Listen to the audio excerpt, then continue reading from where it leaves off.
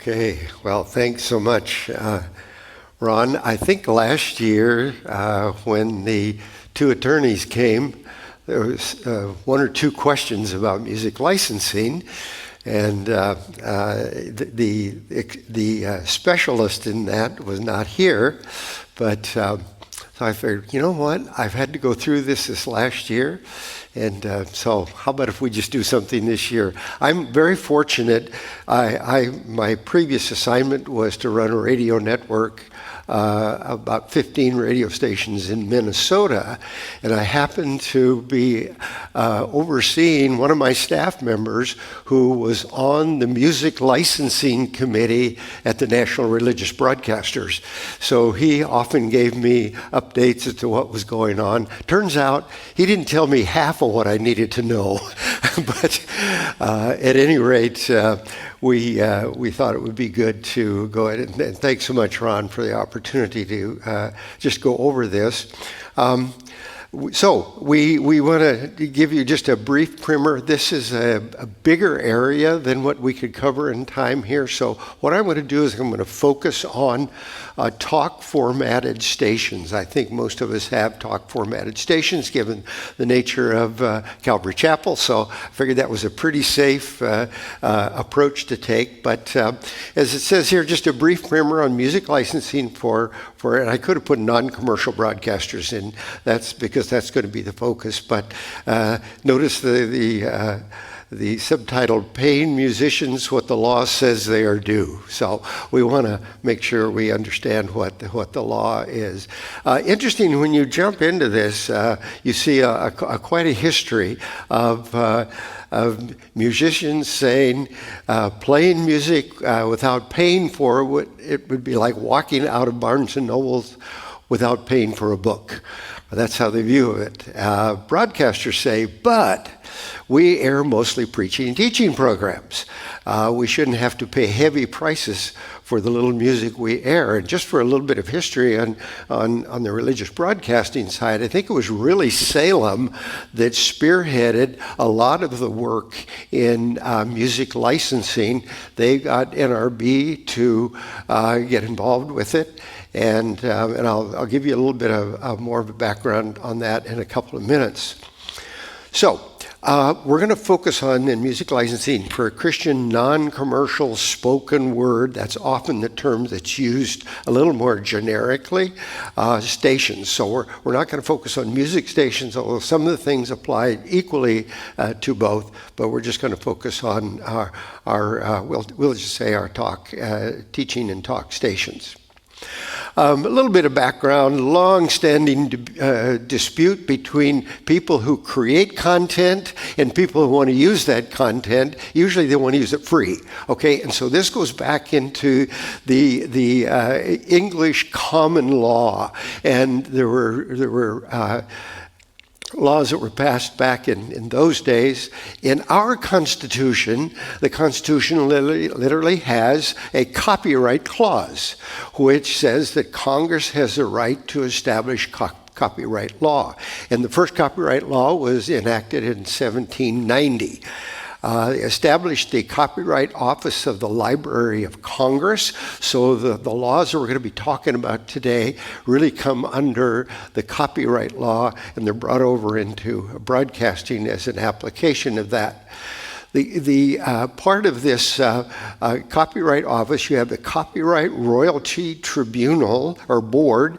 I keep calling it Tribunal. I think television is Tribunal. So, but there are three judges who set 5-year rates.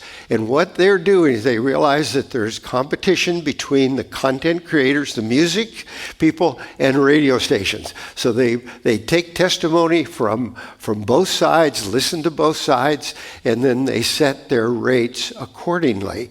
And so we're going to be looking at some of the things that they have established over the years. And there's their little logo for this, the Copyright Royalty Board. So again, there are three judges that listen to testimony and then make their ruling based on that. The rates are based on the amount of music played and the station population counts. So as we look into the Code of Federal Regulations, CFR, you will see two sets of rates depending on how much music you pay and play. I don't know how they came down to 20% as a dividing line, but they did. Okay, so we'll just go with on the basis of their breakdown. And it's based on music within programs or between programs. Now, I've talked to one broadcaster who said, we just didn't put any music between the programs. But my question was, do you have music in the program? And if there's music in one of your programs, then you're playing copyrighted music. And so we have to consider both of those situations. And so it covers pretty much all talk stations because we have some programming, our teaching stations, there's some music in each of those. Okay, now I'm just going to show you kind of a highlight thing here from Key Players for Christian Radio, the Music Licensing Committee, which has a non-commercial subcommittee. Last year, if you were here, you heard Kathleen Victory say, it has this long string of initials, She said, I don't even want to remember it, but I think it's Non-Commercial Music Licensing Committee. Anyway, real long thing with NRB, National Religious Broadcasters, in front of it. So at any rate, that's Scott Hunter, who is actually a Salem employee. They have 105 stations. So if you think you have a challenge getting music licensing taken care of, imagine having 105 stations. At least that's the last I heard. And they've got to license music on all those. So if you only have one station, count yourself fortunate. So the other person that's a key person here, and by the way, I have their contact information at the end. So you'll have an opportunity to know how to contact them if you need to. Karen Ablin, FHA Legal Counsel, and she is a colleague of Kathleen's, and she's available. She's very knowledgeable on all aspects of music licensing, and so we'll have a chance to see how you can contact her a little bit later as we get into this. Okay, let me just make sure there's a distinction here. As long as we were just broadcasting over the air in your small area, the music licensing people said you should pay for rights to use the music there. Once we started streaming, or to use the government term webcasting, now you've got a much bigger, you've got the world. Because literally on the internet, people can be listening to you in other countries, as you all know. All of a sudden they're going, that's a different platform. Well, we should be compensated for exposing our music to a much broader audience.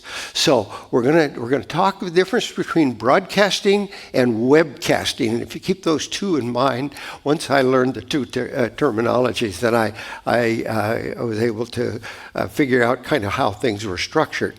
So notice, collecting fees from broadcasting, over-the-air broadcasting, for copyright holders. Okay, the people that own the copyright, could be a label, could be the musician. The CRB then sets in 5-year increments. They publish these rates, and I've given you the citation if you want to go look them up yourself. I'm going to show you some of the tables of charges in just a few minutes, but it's a 37 CFR Code of Federal Regulations, Section 381.6 is where I pulled these from. They are referred to as performance rights organizations. A little bit of confusing terminology in my judgment, but I didn't set the rules up. We have ASCAP, we have BMI, we have CSAC, and then the Johnny-come-lately Global Music Rights. And they are the ones now that end up, again, the government sets the laws, then these organizations, if you will, administer or manage what comes out as a result of that law, which is collecting of fees. The musicians and the labels then sign contracts with these PROs, performance rights organizations, to represent them in rate negotiations and to collect and distribute fees on their behalf. So just think of them, you pay them, then they turn around and take that money, keeping a portion of it, of course, to run the organization. When it's kind of a secret how much they keep. I don't know. I've never been able to find out what percentage they keep. But anyway, to run their organizations, and then they pass these monies on to the copyright holders, musicians, labels, etc. So that's basically how the system works. Each station now, and this is one of the things that we discovered, every station, over-the-air station, is to buy its own licenses. We say, well, what if you're simulcasting? You got two stations? Nope. Every station, separate station, has to pay. And one of the things when you're talking to these people, you need to ask for a standard non-commercial license. I started using the term, well, we're non-commercial educational. We have that kind of a license from the FCC. And they're thinking that we're belonging to a college or a high school. And go, no. So that's why I've had to sort of narrow my terminology down to non-commercial standard license. So when you contact these people, that's the term that you use. Most of them have annual billing, and they usually bill the first part of the year. And I think one of them talked about splitting their billing in June and July, and I haven't received an invoice during the middle of the year, and I paid a whole year's rate. So anyway, there's a little, still in my mind, still a misunderstanding, particularly one of these. But most stations then pay licensing fees to all 4 PROs rather than trying to go into every piece of music that's aired on your station and figure out, okay, who has licensed that? So they just end up, and what NRB has tried to do is drive these rates down to such as low as they can through negotiations, so that you can you pay one fee and then you don't have to worry about it for the rest of the year. They then. As we indicate here, most stations pay license fees to all 4, and then they're represented by these PROs. Okay, now, one of the things that as I indicated earlier, that they have done is they've divided things into, they ask the question, do you play, is 20% or more of your content music? You have a higher rate. If it's less than 20%, you have a lower rate. And I'm going to assume the lower rate. I can't show you I don't have time this morning to show you all the charts of costs. So I'm just going for the one that, the version that says 20% or lower. You pay a blanket fee, and notice there, not per use. But it's a blanket fee if you have 20% or less of your, less than 20% of your content. And it's based on a station's unduplicated population count. Now, if you just have a single station by yourself, that's pretty easy. When you add translators to it, now you've got a broader area. And the music licensing, as you look at the law, it says the unduplicated audience between your main station, your originating station, and your translators. So we've had to go through the process of saying, okay, we don't take each translator and add all that together. We look at the unduplicated because we have overlap among our stations, our transmitters, and so forth. So, and again, you have to get an engineer to help you map all that out. And we used Bob Moore, and did a great job for us to help us understand what our unduplicated population count is. So those are some of the things that are really critical in these tables that you will see. Okay, for ASCAP, I'm not going to go through all the details in here, by the way. You look at, on the left-hand side, what level are you? What is your unduplicated population count? Then you go across the top and you see for the year of 2024, if you have fewer than 25,000 listeners, your fee is $270. And you go right on down the line. By the way, I didn't say this at the outset. Anybody who wants this presentation, give me your business card. I'll send it to you so you've got all the details. You don't even have to go into the Code of Federal Regulations and look all this stuff up. It's pretty straightforward. But and what you can see is the rates run from 23, 24, 25, 26, 27, and they're already starting to work on negotiations for 28 through 33.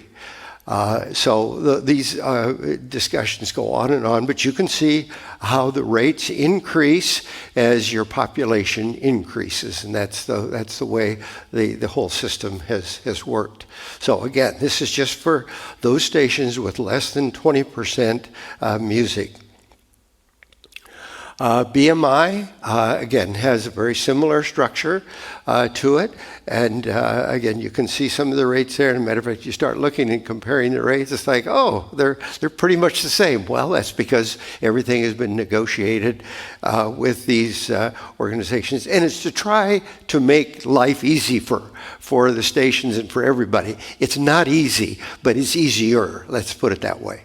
So BMI, I've talked to people at BMI. They are, I think, the most helpful of the PROs. Some are more helpful than others. In all candor, ASCAP is one of the toughest ones to work with. Anyway, it's been my experience. CSAC is just a little bit different.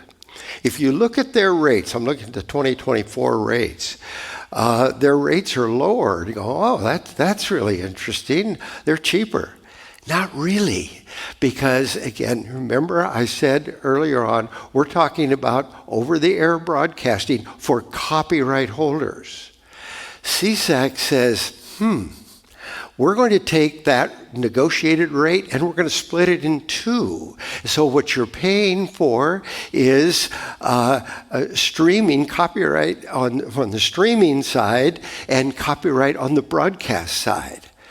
To which I said to my contact, the guy that used to work for me, wow, that's interesting. Nobody else does it that way. He says, guess what? They're working on it. They're going to be charging you for, assessing a fee to you for copyright for streaming. But the others, ASCAP and BMI, which is kind of interesting because they're pretty big. ASCAP is the oldest, I believe. You'd think they would have done this earlier, but CSAC is the one that actually splits. So when we get an invoice from them, we see two lines, one for streaming, but it's all for copyrights, the copyright side of that for streaming, one for broadcast. So I just make that note across the bottom that CSAC does things just a little differently. GMR is, it's really interesting when I talked to Scott Hunter at the NRB Music Licensing Committee. He said they still don't have their acts together. So what they've done is they said, tell you what, non-commercial stations, just pay us $50 up front and your license is good for 5 years. That's $10 a year. And I assume in time those costs are going to substantially increase. I don't know. I'm not involved in the negotiations. But anyway, it's really easy to get. And Scott said to me, he said, by the way, don't really hurry to pay that. He said they just don't have their act together, and which means they're not likely to come after you, I guess. But anyway, GMR is the newest of the music services, the PROs, and you can, as you can see, it costs $10 a year, but you have to pay it up front, so it's not bad. Okay, so the first type of licensing is for broadcast, and it's for, except for CSAC, it's for broadcast and copyright, the copyright holders. And again, I think we all recognize the fact that a musician who is performing hasn't necessarily written their own music. They may be performing somebody else's music. So these things get a little. You have to kind of walk through the pieces of the way things are organized from them. Okay, now the second type of licensing is collecting fees for performers of copyrighted compositions that are webcasted. Okay, now we're switching over to in two ways. One with primary focus on webcasting, and which is audio streaming on the internet, and also now we're paying performers.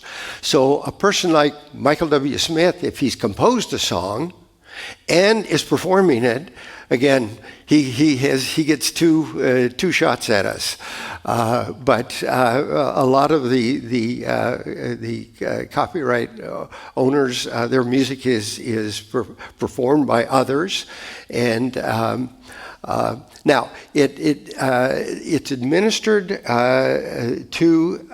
by Sound Exchange, which I think we've all heard about Sound Exchange. And I'll tell you some of the challenges of working with them in just a couple of minutes. But again, the regulations are found in 37 CFR 370 and 380. I've looked these up online. Everything's available. But I've tried to make at least the earlier tables available to you. So you can find it easily. Again, the rates are set by the Copyright Royalty Board judges after negotiations with the musicians as well as the broadcasters. So, and they're as I say, they're beginning to work on the next set of rates. Non-commercial talk stations pay $1,000 annual fee. And this is for performers, okay? So the money could be going to a different individual. Now here, and I don't know how they arrived at this, but the deal is we will set our rates based on the fact that $1,000 rate, that you keep your aggregate tuning hours below a threshold of 159,140 aggregate tuning hours per month. What you simply do is you look at the length of a song and multiply it by the number of listeners, and you add all that up for a whole month, and to see what how many aggregate tuning hours you have. Now, on our stations, they're running somewhere between 1,200 and 1,300, maybe as low as 1,100 aggregate tuning hours a month. We are way under that particular threshold. But it's not too difficult for teaching and preaching stations to stay under that level, because you don't air that much music. But if you exceed that level of 159, 140 aggregate tuning hours in a month, you end up paying per song, per performance. And normally only music stations, as I indicate here, only music stations would hit that particular level. Now, so these music, let's say we have a non-commercial Christian station that plays music. How do you stay below the level of that 159,000? You know what they do? They just narrow the pipeline that you can use. They have narrowed it down to the NRB team says about 218 concurrent listeners. So if you keep it at about 218, several years ago it was 214, but it's right in all that area. If you just restrict your pipeline so that you don't have that many concurrent listeners, you can stay below that 159. So that's how they get by with only paying these full-time music stations. That's how they get by with not paying a whole lot more per performance. And believe me, they watch it really, really carefully. You watch your ATHs every month to make sure you stay down below that threshold. So there are ways to work around the system, if you will, or work with the system. Maybe that's what we should say. Okay, now, this is where things get pretty complicated with sound exchange. The first thing I would mention is they want stations to set up and administer their own accounts online. They really don't want to talk to you, okay? They just want it all to be totally automated so that they don't have to do an awful lot of work, okay? So you call Sound Exchange, which I have 3 or 4 occasions, and you'll get a note back saying your item number is such and such and such, as though they're going to contact you. They seldom do. Okay, so you're kind of on your own, and we've kind of had to work our way through it. So just for Sound Exchange, I think the customer service is pretty poor, to tell you the truth, because they just assume, well, you'll just do everything online, and we don't have to talk to you, which, thanks, folks. We really don't like that. Anyway, now, what stations have to do is to track, even if you're these, again, we're all talking about teaching, preaching programs. What you have to do is to track your monthly aggregate tuning hours. So you set up an account with Sound Exchange, and then every month you go in and say, our aggregate tuning hours are the following. And Derek, I think our last one was about 1,100 or something like that. So we enter that number on their website, and then you have to ask them to certify it. And then they come back and go, okay, you've stayed below the 159,000. You're okay. You've paid your $1,000 up front, by the way. You pay it up front. So you enter those data in. Then that's the simplest thing you have to do. The next thing is a lot more complicated. But while I'm still talking about that, let me mention we only count the aggregate tuning hours of music played, not the aggregate tuning hours of all content. Okay? And that makes a big, big difference. And so, as I indicated earlier, you take the length of the song, each song, and the number of listeners that were tuned in at that time, and this is what they can track because we got all this digital metrics available. You could actually figure it up and just add it up, go right on down the line and add it up at the end of the month, and you should all stay well under the 159,140. And then we just enter these monthly ATH figures on Sound Exchange's website. And I was going to pull a screenshot over, and I didn't get at it. But again, you set your account up with them, and you can you'll be able to see how they set it up online. Now, what they require you to do, again, this is if you're streaming. If you're not streaming, if you're just broadcast, then you're good to go. You don't have to go through all this. If you're streaming, this is what you have to go through. Every quarter, you have to select 2 weeks, and you can choose the weeks. And you have to list all the music that you aired during those 2 weeks. And to make life nice and complicated, here's what you're supposed to. You're supposed to keep track of the following information. The transmission service, that would be your FM and so forth. Transmission code. You're supposed to put the name of the artist, the recording title, the IRC code, which is kind of like your ISBN for books, okay?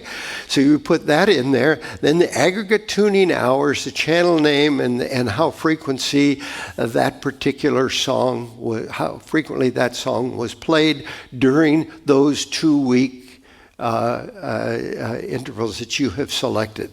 Now, by the way, the weeks can be next to each other or they can be different, but they all have to be within that quarter, each calendar quarter of the year. Okay, so what you're then supposed to do is record all this, and what they do is they take the, and by the way, I'll just maybe follow what I've got here. You upload that to Sound Exchange within 45 days of the end of the quarter. And then what Sound Exchange does is they take your quarterly amount that you've paid, $1,000 a year, so that's $250 a quarter, right? That's the math goes. Okay, they take your $250 and they spread it out after they've taken their percentage, whatever that is. They spread it out to the musicians, the performers, and notice what I said, the performers whose performances you have aired on air during those 2-week periods. So you see how it works? That's why they've got to know what songs you were playing in order to send money out to the performers, which is a little different. The system is a little different here than for what we've got on the other side, what we talked about a little while ago. Okay, I'm not going to go really deep into anything much above that. But let me just go on and just what I thought might be helpful to you, because I just had to stumble my way through and figure out. I thought it might be helpful to give you, and again, if you want this presentation, just let me know, and I'll send it to you. You can see all the information. But it might be helpful for you to know who do you get a hold of. Okay, ASCAP. You have your street address, telephone number there, the website, the email. And then I've got 2 people that I deal with. I don't know that everybody else in here would deal with the same individuals. I don't know how they've divided up their work, but it's really clear that the people that I've worked with at ASCAP have either got too much work to do or something's going on, or I'll send an email and ask a question, and maybe I get a response 60 or 90 days later, or maybe not at all. It's so frustrating to me, but anyway. Those are the people that I deal with. BMI, I've called that 800 number and I get through, and she took down all the information and boom, and I had to wait for 4 weeks before we got an invoice, but that's okay. We don't like to pay invoices too quickly. CSAC, again, these people have been very, very helpful, especially the last person listed there, Haley Haining, that I work with. She's responded very, very quickly. Again, they're in Nashville. There's her email address. And GMR's in California. I've never talked to a live person there, but I haven't tried really hard because it's like, they kind of let me off. $50, who's going to worry about $50 over 5 years? So anyway, sometimes you think they're not taking it very seriously. So, okay. Now, Sound Exchange, here's their information. I've talked to 3 different people at Sound Exchange. So you're not like you're assigned to one person and they will deal with you.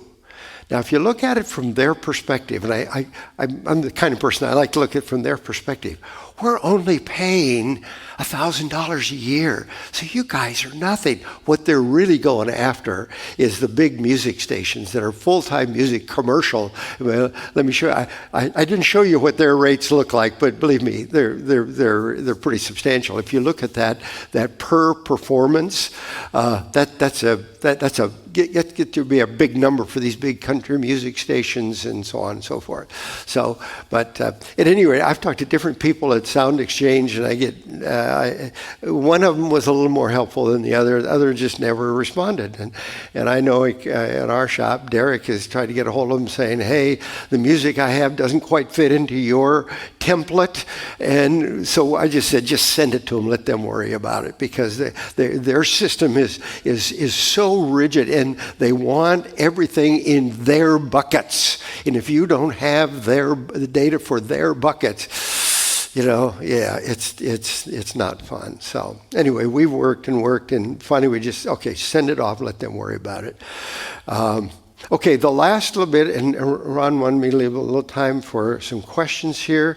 I wanted to give you the contact information of the two lead people in music licensing for Christian stations here. Scott Hunter lives out in California, works for, he's a full-time Salem employee, but he also is the executive director of National Religious Broadcasters Music Licensing Committee.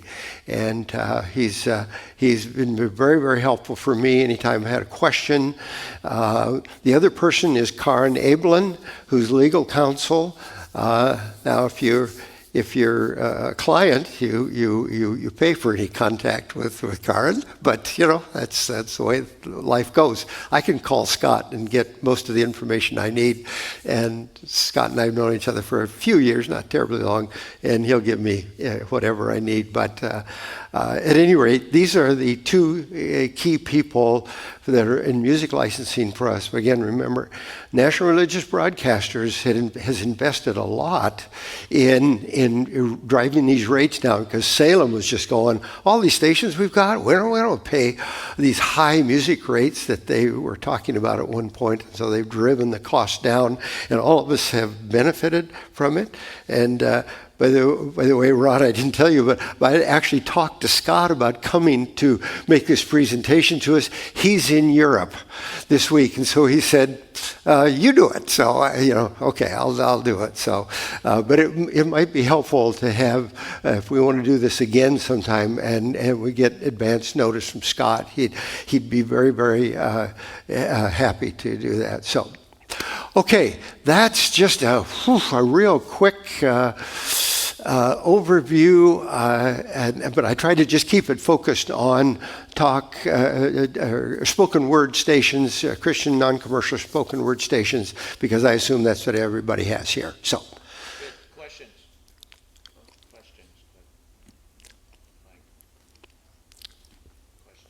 I don't see. There he is. The other one. Yeah, there's another one over here.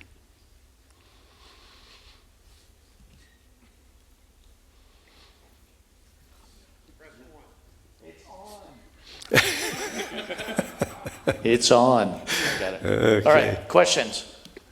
All right. And make them short questions.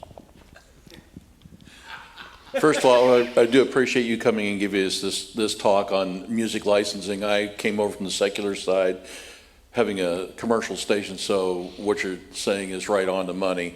I just wanted to point one thing out, is that people try to make the distinction between ASCAP, BMI, CSAC, and of course GMR, and why the difference in rates so much.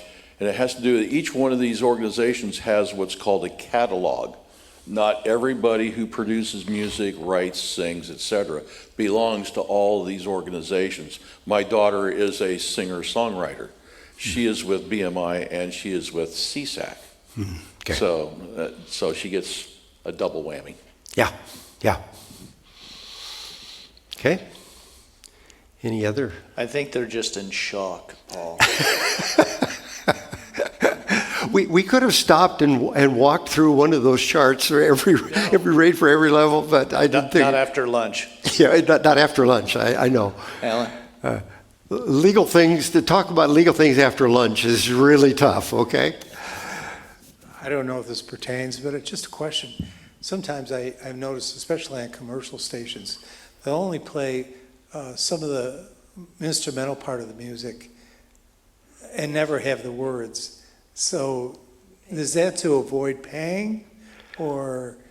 No, you have to pay. And the whole idea is you pay composers, whether it's the music or whether it's the lyrics, either one, those are covered by copyright.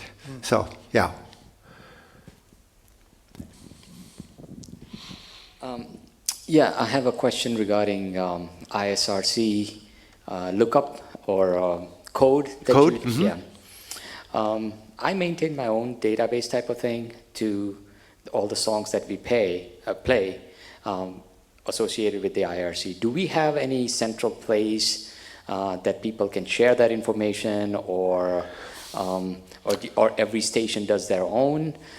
Because if we were to have that kind of asset throughout all Calvary, that these are the songs we play, these are the ISRC code, it would be very beneficial to people. So this way, when we play the song, we can.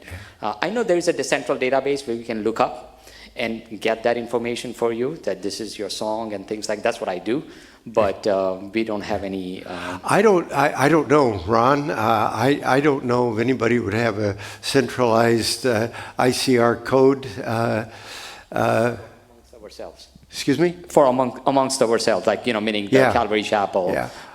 And Ron, I know that in the past you have given everybody that wants it a CD of music that you are using. Yeah. That doesn't have the IRC code in it? Okay. No, it's just the part of our library, but where did Bill go? How does he do that? We were just talking about, Calvary Chapel Radio has our own little site, right? That you guys can go on. We're gonna put this, your PowerPoint on there, and then the videos of that, so that everybody has this information, so don't worry about that. Okay. But that is something we could do later on, is put that on that site. So Yeah, there's we were talking to one of our colleagues out in Oregon. We have this station out in Oregon, and he was talking about this software, Cool Radio, which actually generates the reports for you. I don't know if anybody has used that.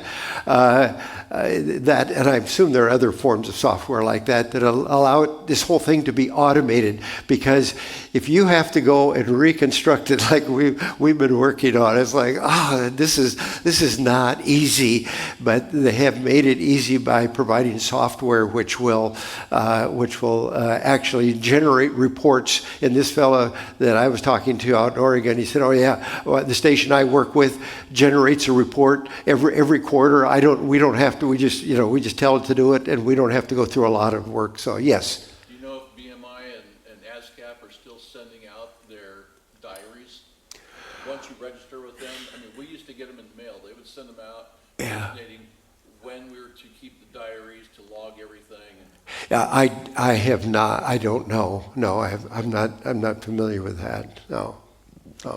I was just going to say, regarding the sound exchange reports, Yes. that if you're eligible to do the 2 weeks, that you don't have to fill out every single category for the song. I don't know if anybody remembers that about doing them. After I'm finished the report, I kind of block it out because I don't like doing it. Yeah. But you don't have to put the IRC, right? ISRC, whatever it is. IRC code. Yeah. Thank you. Yeah. And the artists, I can't remember what they are. Does anybody remember what they are? That you don't have to put all of them, all those categories per song. You just have to put something that I don't remember. As I said, yeah. I blocked them out because Sound Exchange wants you to fill out everything, and they want you to, not only do they want you to fill it out, they want you to put it all in their template. Yes, and I know. And you are then to email that in such and such a way. Again, everything is to make life easy for them, which means it's more work for us, but that's the price of playing music, is what they would say to Right. us. So Right. yeah. So you're right, it's onerous, it's work. It's the price of air and music, and it gets to be a real challenge. By the way, one of the things I didn't mention is that some of your broadcasters that you are carrying may have let's say they use a music bed in their programs. And we came across this with Tom. Tom has a daily radio program. They have a music bed, and I don't know why. I just went and I was looking at our rates. I go, why? Because it's his preaching. It's just we have one little music bed that's on every program, every day. And so I called the producer Matt, and I said, Matt, what's the deal with it? You know, that's so little. He goes, oh, when we first started the program, we went to the copyright holder and we got what's called a direct license to air that, and we can just run it as long as we can. I don't know what they paid for it. I don't know if you paid for it, but you don't have to. So we were paying for that little music bed in Tom's program when we didn't need to be. And do you think that they came back to us and said, "Hey, you really don't need to pay for this"? No. They're there to bring in as much money as they can. I don't want to make them sound terribly greedy, but they kind of are. They're trying to make as much money as they can. You don't have to, Paul. I'll tell you. Okay, so at any rate, we just dropped that, and once I went back and forth with them, they said, oh, you've got a direct license, and they sent me an email, and they said, you don't have to pay that fee anymore. And so, they gave you the money back. no, they did not give the money back. They never give money back. Money is up front and never back. And Sound Exchange, by the way, we dropped one of our audio streams because it just we weren't getting many people listening in and so on and so forth. And they go, guess what? You paid $1,000. You're not getting anything back. So, yeah, that's the way it works. That's a shock. Okay. You want just to mention royalty-free music? Yeah, I mean, there is royalty. We did that so my program, Boldly Speaking, when we did with Josh in the beginning, he sent me to Pond 5. Anybody know what Pond 5 is? You can go there, and they have musicians that, that's all they do is instrumental stuff. And so he said, go in there and find your intro music and outro, and we paid for it, we own it. Yeah. So that's what I would encourage you. There is Pond 5. Mm-hmm. Yeah, an actual pond. PAWN. 5. And Josh will be here, so you could talk to him about that. And what you do is you just go in there and you find, the song that mine has like rock upbeat. It's awesome. So you can do that, and you're paying for it, and you're not, paying, like you said, that's really smart. So there you, hey, hi, Josh. How are you? Is that right? Pond 5? Yes. We have a couple other resources we use now. We really don't use Pond 5. Okay, so don't do what I just said, because I'm stupid. But Josh will tell you, go to him and talk to him about royalty free, but you're paying for it. Everybody got that? You're buying that. One time. Yeah. Yeah, you're buying it. So It's direct license, in other words. Direct Good. license.